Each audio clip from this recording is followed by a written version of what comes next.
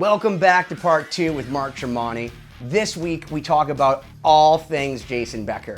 He was a huge influence on me, and he was definitely a huge influence on Mark, but I'll let him speak for himself. It's pretty awesome to hear how Jason touched so many different lives. So without further ado, let's talk to Mark Tremonti. With the Neurotic Guitarist, we purchased 3 of Jason Becker's guitars. I'm sure you're aware of Cacophony. Oh, we yeah, hand him of course, one. of This course. is Wow. the numbers. Actually, if you want to grab me the Perpetual Burn one Wow. over there. So this is on the cover of Perpetual Burn, and if you've seen anything the with that, instructional DVD. that's VHS it. tape. That's it. Yeah. It's the prototype Wow. PV. That's So Kiesel now makes it, but that's the one that he originally, like if Wow. you see all the pics, and it has his thumbprint. And I it wanted to plays talk- great, man. Wow, what a neck. I'm telling you, man, I figured out the Floyd Rose because of that thing. It scares me. Wow. What did Jason Becker mean to you? You know, as such a lead player that you are. I had a guitar shop near my house where I could go and grab a VHS tape, and you could have it for one day for free. And I was, I didn't have money to spend, so I'd grab these tapes and I'd go home and I'd learn as much as I could, and I kept on going back to the Becker tape. And The yo-yoing. there was a lick that I remember very clearly. It was like, I don't have a pick, but I would do that. I would do that lick a lot. But his legato skills, man. I used to love all the, watching the clips of him using the yo-yo and diving into his legato and just killing it, By the way, this is my gift to you. It's a 200-year-old pick, George III coin from 1806. Really? My gift to you. It's like a tube screamer for your right hand. Wow, dude. So now you can dig in. Wow. It really is like a tube screamer That's for great. your hand. That's cool, man. Now you have all these guitar players on YouTube and Instagram, and let's be real. Because they've been able to learn techniques since young ages, they're super hyper technical people. Jason came from a time where it wasn't watching YouTube; it was watching Eric Clapton bootlegs. Yeah. What do you think about all these YouTube crazy players that are at that level versus a guy like Jason back in the day where you had to look in the back of a magazine to find out about that stuff?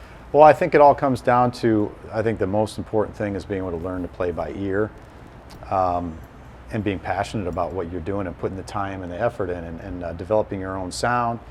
A lot of the kids nowadays are absolutely mind-blowingly good. It's absurd, and I think Jason would agree that there's so much talent going on right now. It's guys like Matthias Asado, you watch him play and it's just... Oh, he hurts my feelings, It's just, where did that come from? He's so good. I remember being many with Nuno Betancourt, and he was like, dude, he just did a cover of my solo and it's better than me. And Nuno is one of my heroes. Yeah. So it's like, what? It's like if you took someone from the second they were born and put them in front of a computer, Yeah. like the Lawnmower Man, and said, here's Cacophony, here's Megadeth, here's Aerosmith, here's Randy Rhoads, here's Eddie Van Halen, here's Tremonti. Learn. If you took a guy, one of these guys from nowadays, and you put him in a time machine back to the 80s, they would just blow people's minds. Imagine Matthias Asado back in the 80s. He would just make people's heads explode. It would be like one of those times when, when Eddie Van Halen or Yngwie or a Jason Becker stepped onto the scene and nobody's heard that before. And I think that's what's so impressive about Jason is, like you said, it wasn't, you weren't over, the world wasn't our oyster. It was not easy to find all this stuff. You had to learn by ear. You had to absolutely love what you're doing to get better. I love getting on YouTube and learning from people. It's the easiest. You have no excuse not to be able to learn whatever you want nowadays. You can get on YouTube so you can actually see what they're doing, see what string they're playing, see what fingers they're using, slow it down to 50% of the speed, keep the same pitch, and just pick out those 4 notes. What's he doing? Where's he picking? Is it an upstroke? Is it a downstroke? Is it a pull-off? Is it a hammer? What is it? So you can hyper-analyze everything, and there's no excuse why players now, if they're putting in the same amount of time as guys like Jason did back in the day, shouldn't be just absolute masters. Now, where do you find the distinction between a technically proficient player and someone who's a great guitarist? What's that line for you?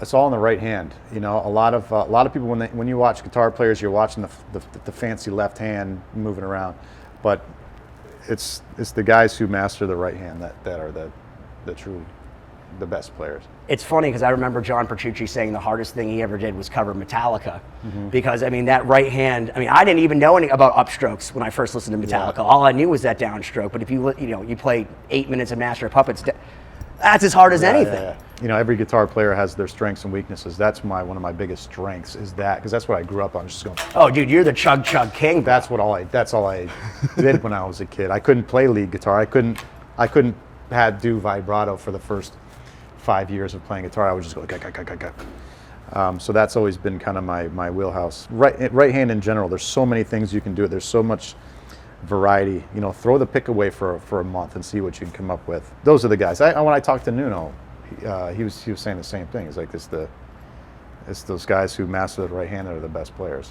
What would you say to anybody now that wants to play guitar? I would write the best songs you can write. You know, when I do guitar clinics when I'm on tour, and I do a songwriting section of it, and I tell people, you could be the best guitar player in the world living at mom and dad's house, you know, because you don't know how to write music. If you write music, you can have a career. If you don't write music, you're always going to be chasing down somebody else who knows how to write a song. Go through the paces of learning how to write songs along the way, because that's, to me, by far way more important than learning new techniques. Learn how to write that song, the base of that song. And when you learn how to write songs, I think you're going to be more well-rounded as a guitar player, because you're going to learn how to support that song. And, you know, it's just, to me, the most valuable thing is writing. What do you think the importance of surrounding yourself with somebody who can push it out of you? So, you know, like the Lars Ulrich to the James Hetfield, like having the drummer that pushes the riffs out of you. You know, I like writing by myself. I think I start writing by myself, and then I get with the band. You don't want to write with Lars? Well, I would love to write with Lars. Yeah, Lars, let's do this, Lars. You heard it, Lars. Do it. He'll play tennis. Kick his ass. He'll kick my ass in tennis, but I'd love to write with him. But usually I write by myself. You know, I'll throw on loops, backing tracks or whatever, and just go for it. Sometimes you just need to be alone, because when you're writing, you're not always just spitting out Stairway to Heavens. You're spitting out garbage for a lot of the times, and you have to sift through that garbage. But here's a little idea, and then you develop it. When you sit down and play for 20 minutes, are you usually figuring out things, or is it strokes of genius? When I'm practicing to play, to become a better player, every great guitar player has gone through those years of just like, I got to play 8 hours a day. I got to play. So I think one of the biggest tricks is to stay passionate about finding the right things, not just you know, not just learning what the next guy learns, but find something that you absolutely love that's different, that you just got to develop. Well, I just want to say thanks so much for taking the time. And for Jason, if you want to say a message to Jason, you'll see this. Jason, look, I can't believe I'm holding your guitar, man. I saw this. I think this was in the instructional VHS. I'm pretty confident that I know I've seen this a million times. That's the one. But this is killer. And I hope I get to meet you in person. But big inspiration, man. Thanks so much. And thank you. Hey, and have an awesome tour, man. You. And, you know, I'm looking forward to seeing you later tonight. Absolutely, brother. Cheers. Thanks, Mark. Why don't you smash that subscribe button already?